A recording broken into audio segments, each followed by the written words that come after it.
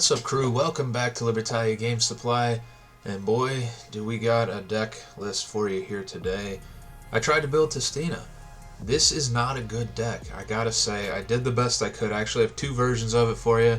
This one is built for more of a going second build. We'll address those issues in a moment. The other one is an Invoked build that can go first better than this can. This cannot go first very well at all, I gotta say. There are some issues. So as a going second deck, you would think that you're going to be taking advantage of something like evenly matched, which you can't really do in this deck because there are effects that require your opponent to have a certain number of monsters for you to resolve them, and so you cannot do that because then you don't get those effects. And there's some of the better effects in the archetype. Even though they're not great, they are like some of the better effects in the archetype. These guys do have some decent swarm ability because they can special summon themselves if you control one of the light god Testina monsters, the demigod and the crystal god. But even with that, their effects on the field aren't super great. This one lets you attack directly, which would be cool if you were able to put enough damage on board to win. Then maybe that would be something, but you usually cannot. And this one lets you search, but you have to flip something face down or destroy something, and your search is only for another Testina card, and it just feels like a mess. It feels like there's something missing that can really like push it over the top, because there's some okay stuff, some interesting interactions, but other than that, not great. Now to get started, we got our level 10s here, the Crystal God and the Demigod. Now the Demigod is actually much better than the Crystal God. They both kind of have the same effect. This guy can flip all of your opponent's monsters face down. Anything left face up gets destroyed. So like link monsters, continuous spells and traps, field spells, pendulum scales, stuff of that nature would all get destroyed. So it's kind of like a big board wipe, but it saves everything that got put face down. This one has that same effect as long as you control this one also in order to activate it. There's no reason to do it twice, because once you've done it once, there's not going to be anything else left to destroy, so that's kind of out the window. I think the biggest downfall of their big boss monster here is it has no special summon effect. You have the spells in the deck, the play of the Tistina that can special summon it for you, but that's, you know, obviously it's much better. This one can just special summon itself as long as you control a Testina card. So any of your spells, any of your monsters, I guess the continuous trap as well, will let you just special summon this, and then on special summon it can search a Testina spell or trap. So much better, definitely a 3 of if you are going to try to play this. A 1 of just because it's necessary for a lot of other effects. But really, if they had a better one, you just cut this and play that instead. And we've got the level 5 here, Tainted of Testina. This one you can tribute summon using an opponent's face down card, so there is some removal for the face down stuff you set up with the gods. And then if you were to normal summon it, it becomes a level 10, so you're looking for like rank 10 Xyz plays at that point. So you could use the gods, or you can use this guy down here to kind of modulate for whatever Xyz monster you're trying to summon. And this also does kind of help you with some like type of OTK sort of build. If it's sent to the graveyard but not from the field, you can target one of your Testinas. It can attack twice. This guy's got 2k and this guy's got 2k, so you're only looking at 4k at that point. So still not quite in that OTK range that you would get from the Hound. The Hound we already kind of covered, lets you attack directly while it's face up on the field and your opponent controls a face down card, and then it can also special summon itself as long as you control one of these. The Sentinel does kind of the same thing, special summon itself from hand or graveyard. Both of them are hand or graveyard if you control one of these. Then when it's on the field, you can target a Testina or a face down monster you control, destroy it, and then you get to search a Testina card from your deck. So this is probably one of your better searchers for getting to these guys because it doesn't have limits on what you're searching. And so that's why we got it at 3, but even then, man, that's such a slow and like costly search effect. You have to summon it, so hopefully you're able to special summon it, which would require you to already have this on board, so you would be searching something else at that point. Nothing is particularly powerful within the archetype. Or you're burning your normal summon to search something, and then you would be special summoning this, and then what do you do with those two monsters? This one's a headache, man. The Fallen of Testina gives you a little bit of recursion. If it's in the graveyard when one of your Testina spell or traps is destroyed, you can banish this out of your graveyard and then special summon one of these from anywhere, hand, deck, or graveyard. So it gets you to it quickly, but just like a lot of these other effects, it requires your opponent to have something or do something in particular in order to get its effect that's actually any good. And so it's at 1 because, I mean, how much can you rely on that?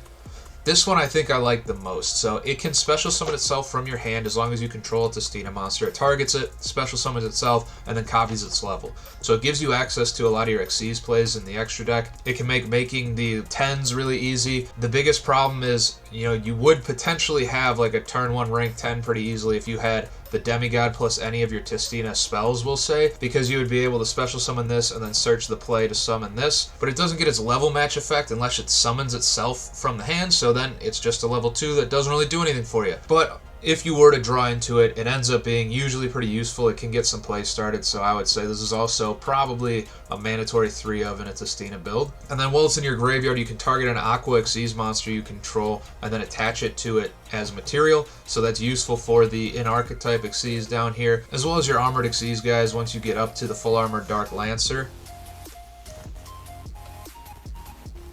As well as your full armored Xyz lineup here, as long as you can get all the way up to the Dark Lancer, which is pretty easy, then you would be able to make use of that effect. I stuck this Sinful Spoils engine in the deck just to try something new. It is a pretty cool engine. It gives you access to a Jet Synchron pretty easily, so you can make some synchro plays very easily, and it doesn't really cost you your normal summon ever. I had tried out playing the Ken and Gen engine. It's like a 10 card package if you want to play like the 3 thrusts and some good targets and be able to like Change of Heart and steal the dragon back and summon it and make them discard 1.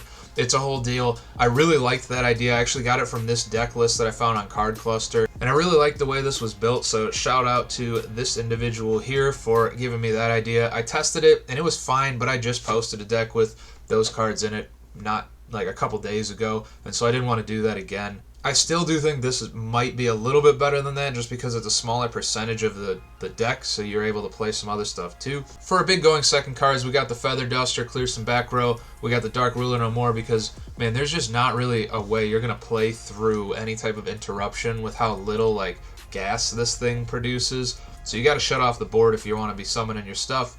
The Triple Pot of Prosperity, I was trying to play around with this thing. I wanted to be able to play it because it's really cool and it's way cheaper than Pot of Prosperity, but you only play the 4 level 10s. I was even messing around with playing the Lord of the Heavenly Prison because you play a lot of spells and traps, so it would be easy to summon it. And even then, like I was only playing 2, and so you still only have 6 targets, and it just wasn't worth having this many of that and not that many targets, and I didn't like it all that much, so I guess Prosperity it is. For the spell lineup, we've got the 1 field spell, 3 breath, and 3 play.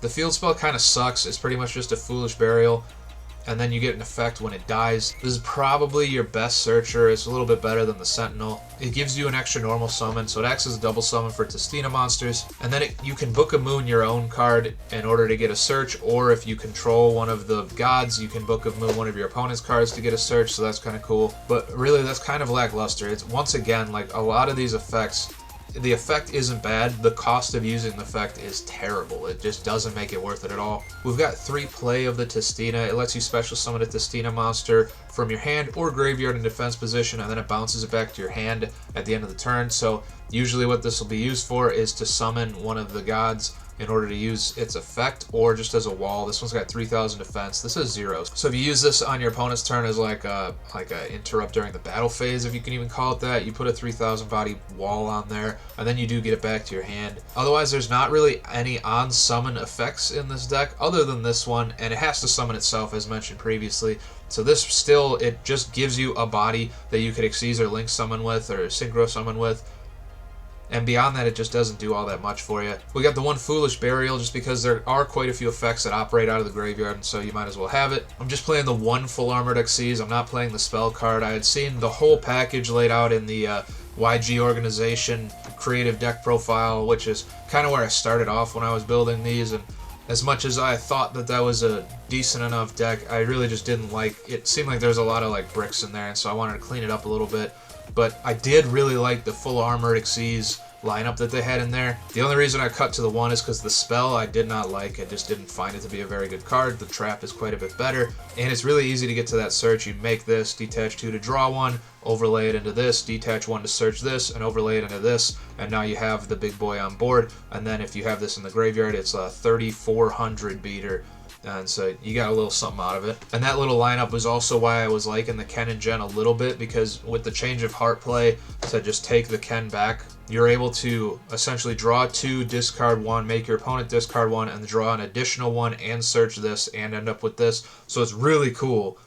but it also requires 10 cards in your main deck, and not a lot of decks can afford that. Of the Testina traps, we're only playing 2 of them because the third one is absolute garbage. We've got Discordance of the Testina.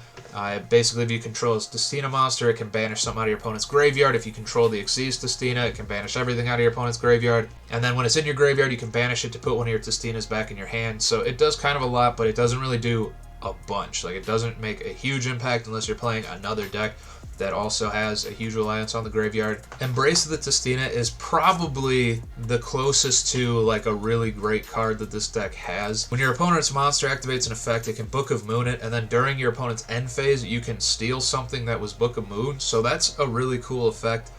However, you can only use it as long as you're controlling the Crystal God, which is not great, doesn't protect itself. It's just, I don't know. I don't understand. I don't know what the goal was here at all. But, yeah, you know, it's alright. You can kind of use it. And then triple imperm because we need that effect negation, especially if we're going second. The extra deck is pretty much, I think, the way you have to play it almost. We've got the one Zeus and the one Nemesis. We're playing the train guys, the Gustav and the Juggernaut. It's pretty easy to make the Gustav detach burn for 2k and then turn it into the Juggernaut, and at that point you would kind of have an OTK if that didn't go wrong and your opponent has something for you to attack over.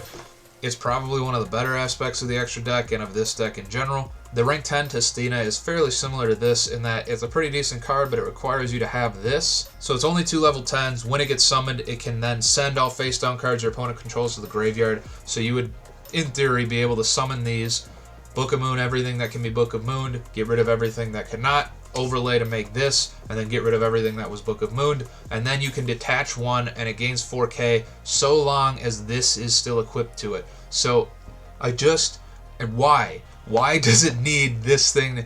It just sucks. It just sucks. But it does have a float effect. I think it's the only float effect within the archetype as far as I can recall at this moment.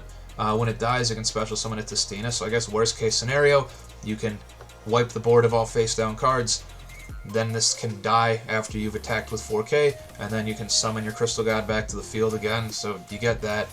The one Baguska, it's a good stall card, and you're probably going to need it because it's pretty hard to OTK with this going second deck. It also would let you rank up into your Armor Fortress after you've used it for a couple turns to stall, and it has no material, and then right into this guy also, so that is also something that can be useful. I kind of already explained the Full Armor Exceeds. It's just a little ladder that you can play to put something kind of big on board, and it's made out of stuff that isn't like central to the monsters you need to have on board to try to win, and so I think that was a nice addition here. For the links, we've got the Little Knight, the Soldier of Chaos, and the Appaloosa.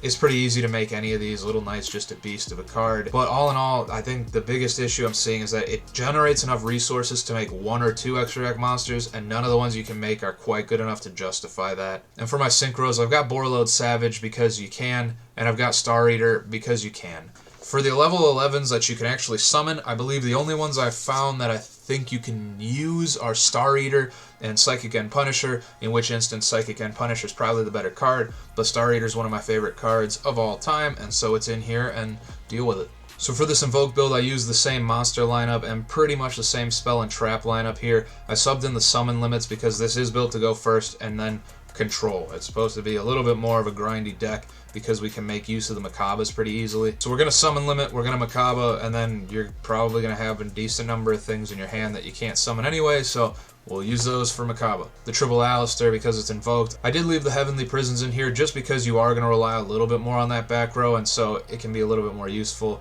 You need the Invocation, you need the Meltdowns. We already went through all of these spells and traps anyway. In the extra deck, we got the 2 Macaba because it's the best one, the 1 Ogydes, the 1 Fire, and the 1 Wind. It's a Book of Moon also, so it kind of fits in there nicely. We also play 3 of the Wind.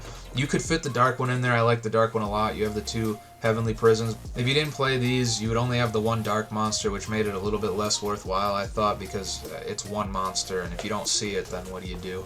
The Exceeds lineup is pretty similar. I took the full armor guys out, left the Baguska in because we are playing a control deck. Baguska's a good control card. I suppose you could try to find a way to fit them back in here. Maybe don't play the Link monsters or something, because they are still pretty cool cards, and I think they're still fine going first or second. I think they're good enough for that. And then the link lineup's fairly similar, except we're playing the Nightmare Unicorn, and I also think you could probably make room for an IP in here just so that you have a little bit more of a reactive deck in your opponent's turn. But man, that's it. If you know how to play this deck better than me, please let me know in the comments. Somebody's got to know how to save this because, man, this is a rough one. But if you disagree entirely and you think I'm just a dickhead, let me know that also. I would love to hear that as well. All this new stuff coming out, you will be able to grab at the sneak peek coming up in the next few days here. So support your local game store. Go attend, have a great time, pull the best stuff, get all the Starlight Little Knights you can possibly get. Happy deck building. I will see you guys in the next one. Have a good one. Goodbye.